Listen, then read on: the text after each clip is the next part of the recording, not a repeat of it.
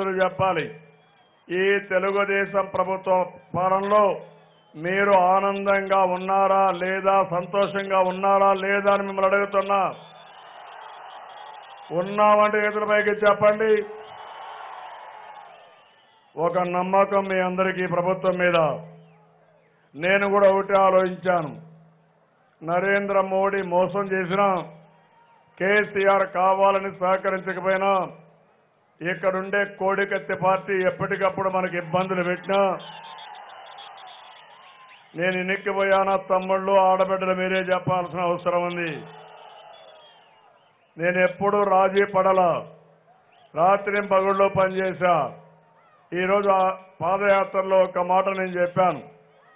ప్రతి ఒక్క ఇంటికి, ముఖ్యంగా ప్రత్యేకంగా వృద్ధులందరికీ పెద్ద కొడుకుగా ఉంటారని చెప్పి మాట నిలబెట్టుకున్న 200 రూపాయల పింఛన్ని 2000 రూపాయలు చేసి 5 రెట్లు కాదు 10 రెట్లు భరోసా పెంచిన ఏకైక ప్రభుత్వం ఈ తెలుగుదేశం ప్రభుత్వం. నిన్న మొన్న నేను చూశాను. ఇందులో ఒక మానవ కోణం ఉంది. ఈ విషయం మీరు గుర్తుపెట్టుకోవాలి. ఎందుకంటే వాళ్ళు కూడా మన కోసరం, పిల్లల కోసరం, అదే మరి దేశం కోసరం కష్టపడ్డారు. వయసు వచ్చిన తర్వాత పని చేయలేకుండా వాళ్ళు నిస్సహాయ స్థితిలో ఉన్నారు. అలాంటి సమయంలో వాళ్ళు కూడా మనుషులుగా బ్రతకాల్సిన అవసరం ఉంది. అందుకే నేను నిర్ణయించాను, వాళ్లకు ఏ ఇబ్బంది లేకుండా చేయాలని 2000 రూపాయల పింఛన్ ఇస్తే ఎంత ఆనందంగా ఆత్మ గౌరవంతో బతుకుతున్నారంటే, ఒకప్పుడు పలకరించిన వాళ్ళు కూడా పలకరిస్తున్నారు. ఇప్పుడు జాగ్రత్తగా చూసుకునే వాళ్ళు కూడా జాగ్రత్తగా చూసుకుంటున్నారు. మనవాళ్ళు మనవరాళ్ళు అయితే తాతయ్య ఐస్ క్రీమ్ తీస్తానో, అమ్మమ్మ ఐస్ క్రీమ్ తీస్తున్నానో దగ్గరకు వచ్చే పరిస్థితి వచ్చారంటే అది నేను చూపించిన చొరవ, నేను ఇచ్చిన ధైర్యం అని మరొక్కసారి మీ అందరికీ విజ్ఞప్తి చేస్తున్నా. నేను మొన్న చూశాను, ఎమ్మిగనూరుకి వెళ్ళాను. ఒక ముసలమ్మ, మంచి ఎండ, కనీసం ఈరోజు మనం ఇక్కడ చేసుకున్నాం, అక్కడ మంచి ఎండలో వచ్చింది, రోడ్ షోలో వచ్చింది. నేను భయపడిపోయాను. అందులో వయసు మళ్ళింది. ఈ ఎండ, ఈ సన్ స్ట్రోక్ అయితే ఏమవుతుందని భయపడితే నేను పిలిపించాను నా వెహికల్ పైకి. ఏమమ్మా, ఏం తల్లి, ఎందుకు వచ్చావని అడిగాను. ఆ పెద్దావిడ చెప్పిన ఒక మాట చూస్తే నా మనసు చలించిపోయింది. నా పిల్లలు ఉన్నారు కానీ కొన్ని ఇబ్బందులు ఉన్నాయి, కానీ ఈరోజు ఒక పెద్ద కొడుకుగా నువ్వు బో పెడుతున్నావు. అలాంటి నువ్వు మా గ్రామానికి వచ్చినప్పుడు నేను కలవకుండా ఉండగలుగుతా నా కొడకా అని అడిగిందంటే అది ఆ అమ్మాయి, ఆవిడ చూపించిన చొరవ. మానవత్వం ఉండేవాడికి ఎవరికైనా ఆనందం కలుగుతుందా లేదా తమ్ముళ్ళు అని మిమ్మల్ని అడుగుతున్నా. ఇలాంటి సంఘటనలు చాలా కనపడ్డాయి. ఒక ముసలావిడైతే నేను ఇచ్చే డబ్బులతో ప్రతిరోజు అన్నా క్యాంటీన్కి వెళ్ళి అన్నా క్యాంటీన్లో 5 రూపాయలకు 3 పూట్ల భోంచేసి వేరే వాళ్ళు అడిగితే 450 రూపాయలు సరిపోతుంది, 1550 రూపాయలు మిగిలింది, నువ్వేం చేస్తావంటే, ఎవరికి ఇస్తావంటే, నేను ఎవ్వరికి ఇవ్వను, నా దగ్గరనే పెట్టుకుంటా, నేను ఎప్పుడు ఇష్టపడితే నా పెద్ద కొడుక్కి ఇస్తాను తప్ప వేరే వాళ్ళకి ఇవ్వనని నిర్మోమాటంగా చెప్పే పరిస్థితి వచ్చింది. మనం ఇచ్చిన పింఛను కూడా ఖర్చు పెట్టుకోకుండా పొదుపు చేసి మళ్ళీ నాకు ఇవ్వాలని ఆలోచిస్తా ఉందంటే ఆ తల్లి స్ఫూర్తి మీకు అందరికీ రావాలని మనస్ఫూర్తిగా నేను కోరుకుంటున్నా. నేను అడుగుతున్నా, ఈరోజు మా చెల్లెళ్ళు ఉన్నారు ఇక్కడ, తమ్ముళ్ళు మీ అందరికీ ఒకరిద్దరు చెల్లెళ్ళు అక్కలు ఉన్నారు అంతేనా? నాకు మాత్రం 1 కోటి మంది చెల్లెళ్ళు ఉన్నారంటే నేను ఎంత అదృష్టవంతుడో మీరు ఒక్కసారి ఆలోచించాల్సిన అవసరం ఉంది. మా చెల్లెళ్ళందరూ పేదవాళ్ళే, బాధ లేదు, అన్నగా నేనుంటా. మా పేదలైనటువంటి చెల్లెళ్ళకి సౌభాగ్యాన్ని ఇచ్చే బాధ్యత, ఎప్పటికప్పుడు సంపద సృష్టించి వాళ్ళని ఆదుకునే బాధ్యత నాదని మరొక్కసారి మీ అందరికీ తెలియజేస్తున్నా. ఈ రాష్ట్రంలో మీరు చూడండి, మహిళలకు ఇబ్బంది లేకుండా చేశాం. ఒకటి రెండు పనులు కాదు, ఆ రోజు మహిళలకు ఆస్తిలో సమాన హక్కు తీసుకొచ్చింది మన నాయకుడు ఎన్టీ రామారావు గారు. ఆ తర్వాత కాలేజీల్లో అదే మరిగా ఉద్యోగాల్లో 33% రిజర్వేషన్ నేనే తీసుకొచ్చాను. తర్వాత డాక్రా సంఘాలు పెట్టాను, పొదుపు ఉద్యమం నేర్పించాను. ఈరోజు మీరందరూ కూడా పొదుపు ఉద్యమం నేర్పించిన తర్వాత రివాల్వింగ్ ఫండ్ ఇచ్చాను. డాక్రా సంఘాలు నా మానస పుత్రిక, నేనే అభివృద్ధి చేశాను, నేనే పేరు పెట్టాను. ఈరోజు ముందుకు వచ్చాం. ఈరోజు అందుకని పసుపు కుంకుమ ఇచ్చాం. ఎవరికి ఇస్తాం పసుపు కుంకుమ? అన్నదమ్ముళ్ళు కన్నంటి వారు ఆడబిడ్డలో పెట్టేది పసుపు కుంకుమ. అలాంటి పసుపు కుంకుమ ఇచ్చాను. 2 విడతలు ఇచ్చాను. మొదటిసారి 10,000 ఇచ్చా, ఇప్పుడు ఒక 10,000 ఇచ్చా, 4,000 రూపాయలు చెక్ ఇచ్చాను.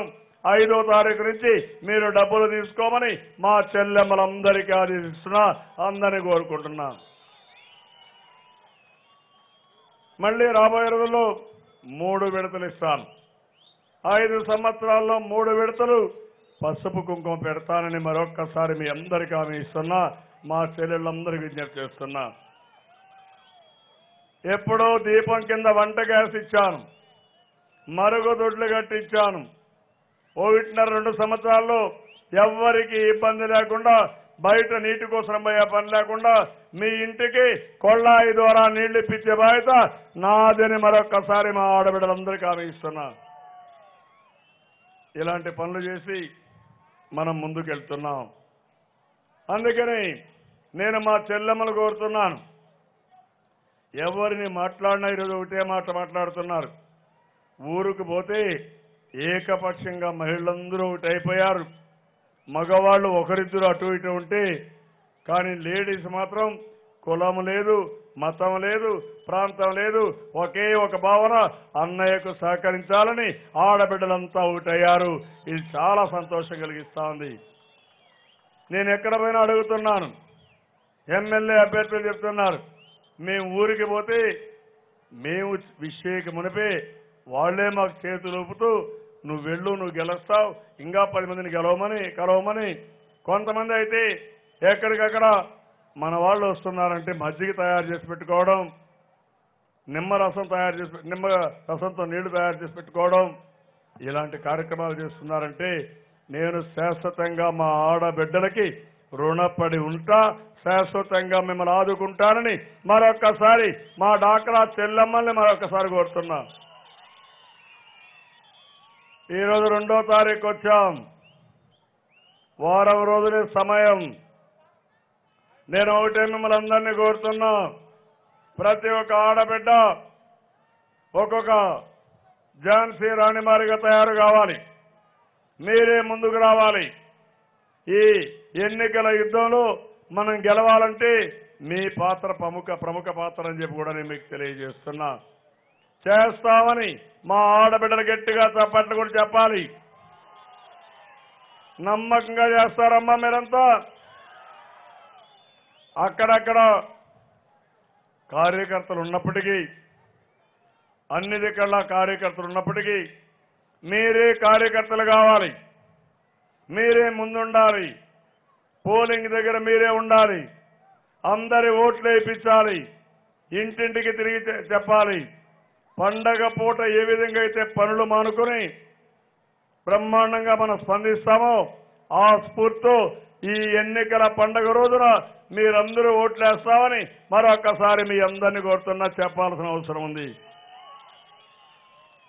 ఈరోజు మీరు చూస్తే ఇక్కడే రైతులు చాలా అవసరపడ్డాం.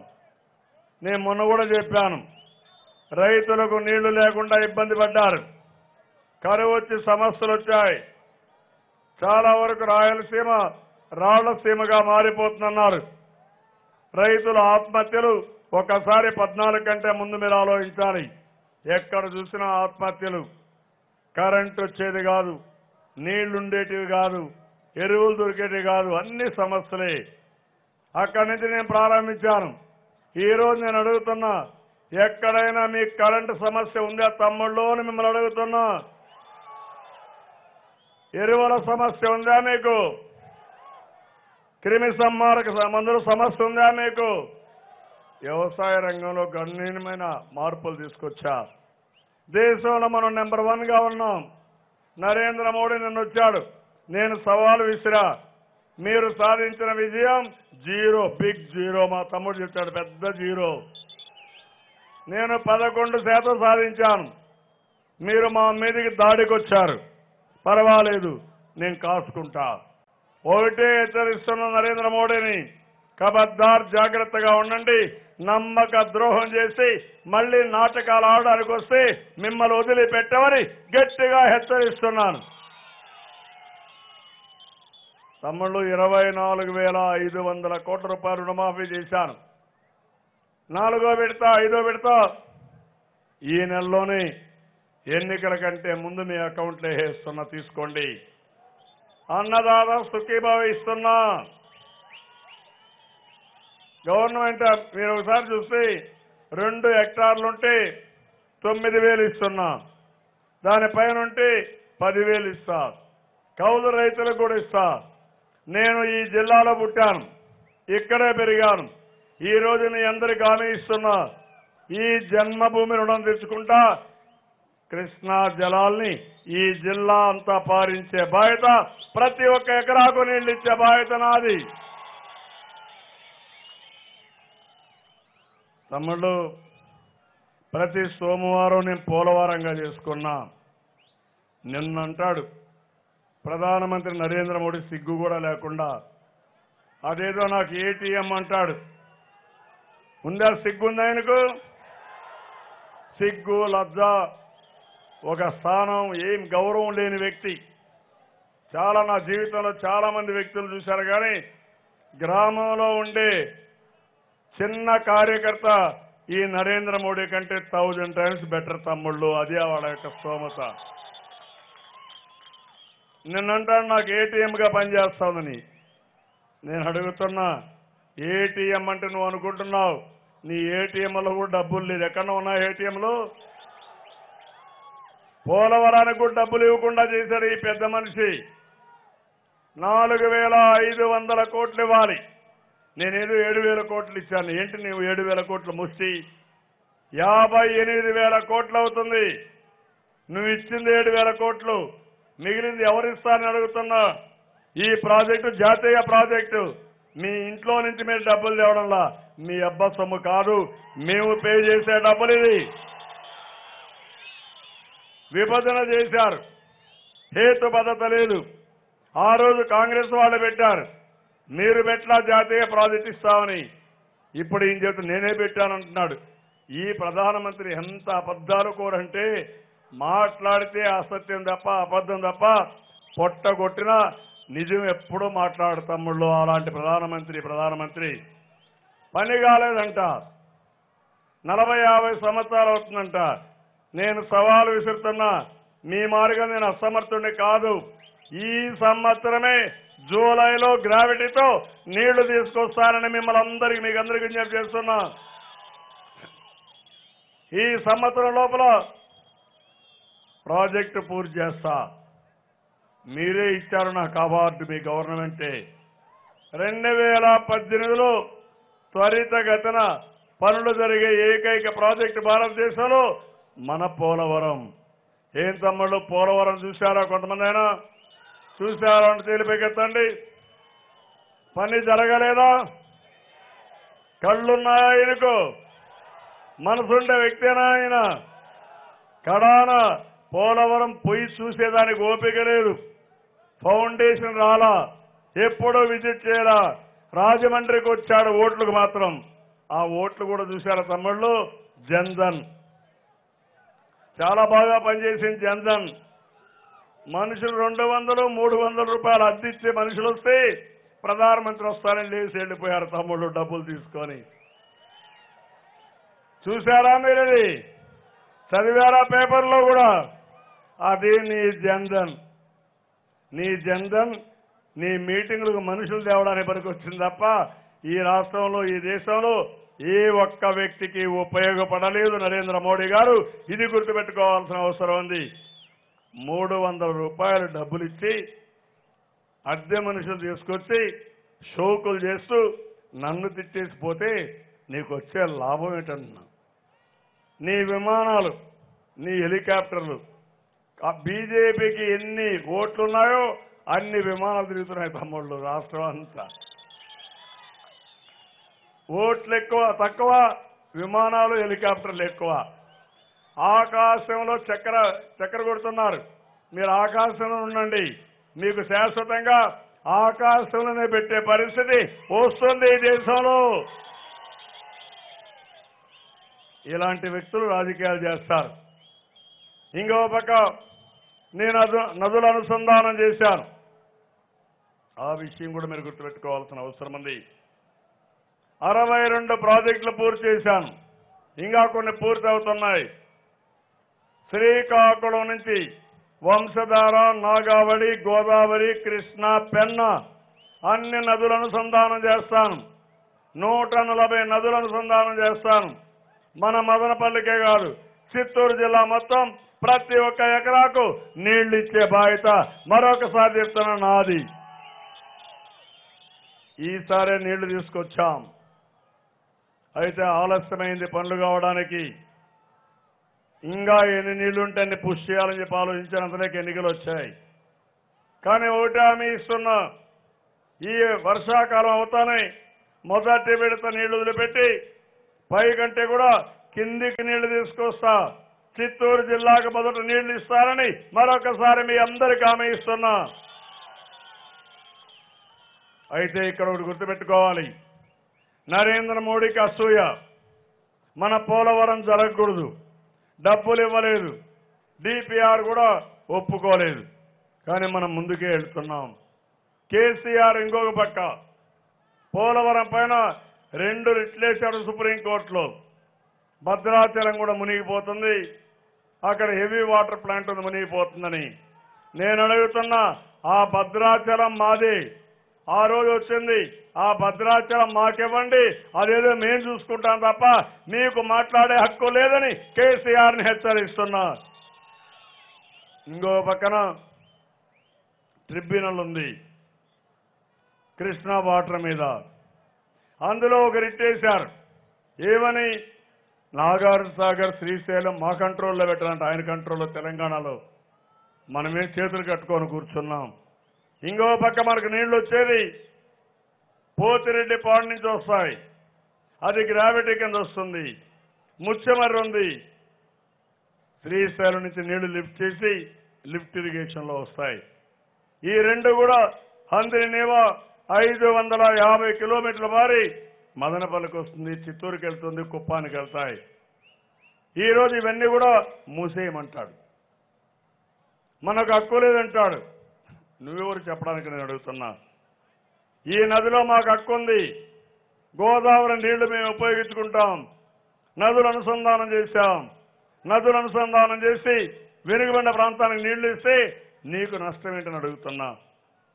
అతను ఆ మారిగా మాట్లాడితే ఇక్కడ కోడికత్తి పార్టీ, కోడికత్తి పార్టీ మీరు ఒక విషయం గుర్తుపెట్టుకోవాలి. ఈయన నేరుగా కేసీఆర్తో లాలోచి, అదే మారుగా మోడీతో లాలోచి, వాళ్ళు ఈయనకు డబ్బులు వేస్తారు, బిస్కెట్లు ఇస్తా ఉంటారు. కుక్క మారిగా విశ్వాసంగా ఉంటాడు. ఒక బిస్కెట్ వేస్తే కుక్క మారిగా విశ్వాసంగా ఉంటాడు.